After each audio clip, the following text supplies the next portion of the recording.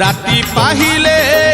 पाहिले राति पाहिले जागर शिव मंदिर लागिब भीड़ हइलो शिव मंदिर लागिब भीड़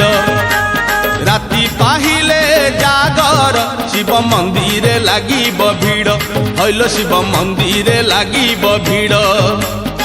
पहली दर्शन पहली घर्षण